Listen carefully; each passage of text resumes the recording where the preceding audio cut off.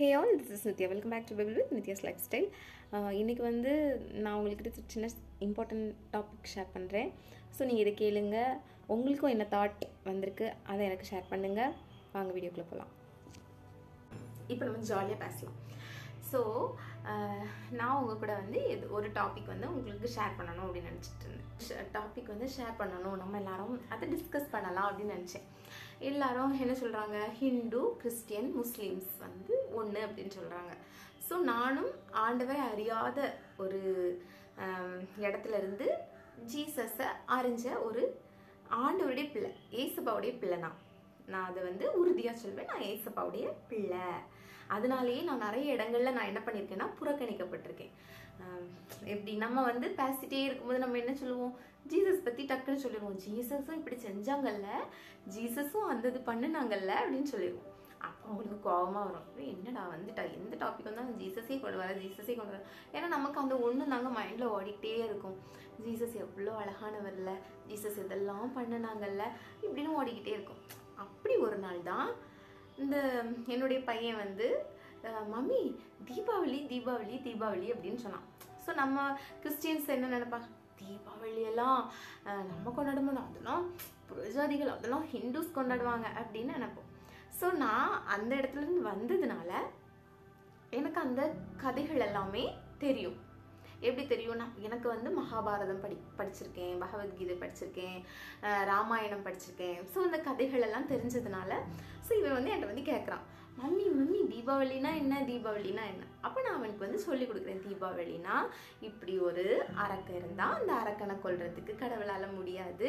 So கடவுள் என்ன பண்ணுறாருன்னா, இன்னொருத்தங்கிட்ட கேட்குறாரு, அவர் தான் என்ன சத்தியபாமா. ஸோ அதனால அவங்க கொல்றாங்க அப்படின்ற கதைகளை நான் சொல்லி கொடுத்தாச்சு. அதுக்கப்புறமா எனக்குள்ள ஒரு தாட், எப்படி ஆண்டவரே கடவுளால் அழிக்க முடியாதா, ஏன் அந்த கடவுளால் அழிக்க முடியலை அப்படிங்கிற ஒரு தாட் எனக்குள்ள ஓடிட்டே இருக்கு. அப்போ நான் ஆவியானவர்கிட்ட கேட்குறேன், எப்படி ஆண்டவரே ஏன் அந்த கடவுளால் அழிக்க முடியாது. அப்பா ஆவியானவர் என்கிட்ட பேசுகிறாங்க. என்ன பேசுகிறாங்கன்னா, எப்படிடா அதை அழிக்க முடியும், படைச்சது நான் இல்லை, அவனையும் நான் தானே படைச்சேன், உன்னையும் நான் தானே படைச்சேன். ஸோ நீ தான் அவனுக்கு புரிய வைக்கணும் அப்படிங்கிறார். அப்போ நான் என்னது, எனக்கு ஒன்றுமே புரியலையே அப்படின்னு சொல்லிட்டு இருக்கேன். நான் தான் புரிய வைக்கணுமா, நான் எப்படி புரிய வைக்க முடியும் அப்படின்னு. அதுக்காக தானே நான் உன்னை படைச்சேன் அப்படின்னு சொல்கிறாரு. அப்போ என்ன படைச்சிங்களா, ஆமாம் அதுக்காக தானே நான் உனக்கு ஹோலி ஸ்பிரிட் தந்தேன் அப்படின்னு சொல்கிறாரு. அப்புறம்தான் எனக்கு புரிஞ்சிச்சு, ஓ அந்த சத்தியபாமா அப்படிங்கிறவங்க நாம தான் அப்படிங்கிறது புரிஞ்சிச்சு. அப்போ இந்த சத்தியம் எப்போ நமக்குள்ள வரும்னா, நீ எப்போ ஒரு நல்ல தலைவனோடைய வழியில நடக்கிறியோ அந்த தலைவன் தான் உனக்கு சத்தியத்தை என்ன பண்ண முடியும், போதிக்க முடியும். சத்தியத்தை போதிச்ச பிறகுதான் அந்த தலைவன் இல்லாம இருந்தா கூட உனக்குள்ள அந்த சத்தியம் நிற்கும்.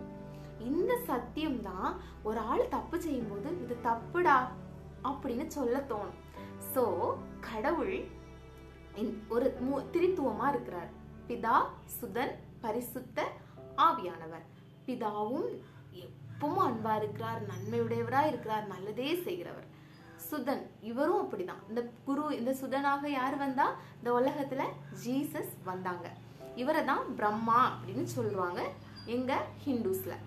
ஸோ இவரும் நன்மை செய்கிறவராகவே வந்தவர் அப்படின்னு சொல்லி பார்க்குறோம். இந்த பரிசுத்த ஆவியும் எப்பொழுதும் நன்மை, உண்மை, சத்தியம் அப்படி நிறைந்தவங்க அந்த உலகத்துல இருந்தாங்க. ஆனா நாம எப்போ, அதாவது நமக்குள்ள இந்த மூணும் கிரியை செய்து கொண்டுதான் இருக்கிறது. ஸோ நாம எப்போ இந்த சத்தியம் வேண்டாம், இது நல்லா இருக்கே, நான் இதுலயே இருந்துடுறேனே, இது நல்லா இருக்கே, எனக்கு இது போதும், எனக்கு இது பிடிச்சிருக்கு, இது சூப்பரா இருக்கு அப்படின்னு இந்த ஒரு மாயை பின்பற்றி நம்ம உள்ள இருக்கும்போது உண்மையான சத்தியத்தை நம்மளால அறியவே முடியல.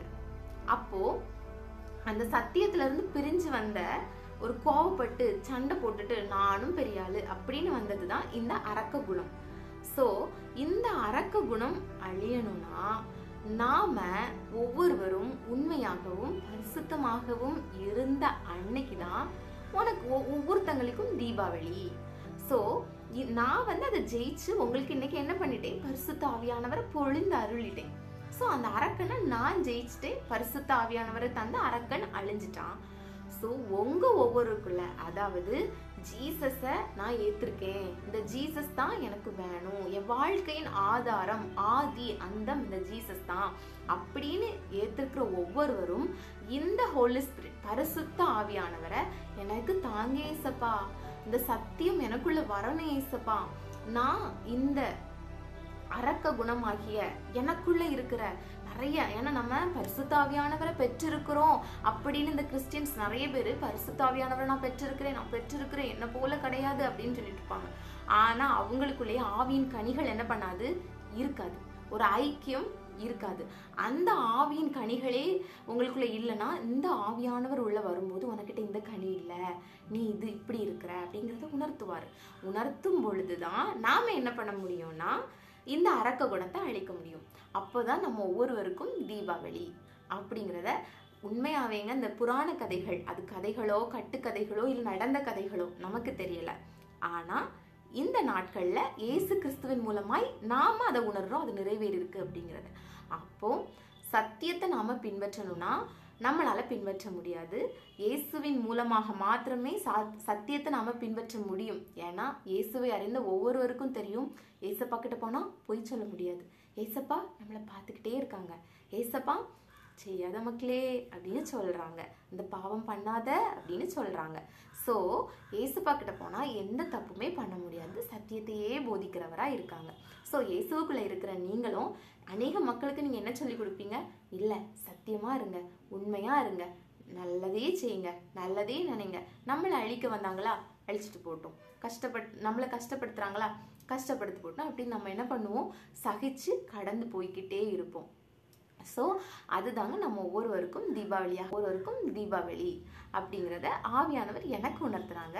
உங்களுக்கு எப்படி பேசுனாங்க அப்படிங்கிறத எனக்கும் ஷேர் பண்ணுங்க, நானும் அதை கேட்க ஆசையா இருக்கிறேன். ஓகே, பாய்.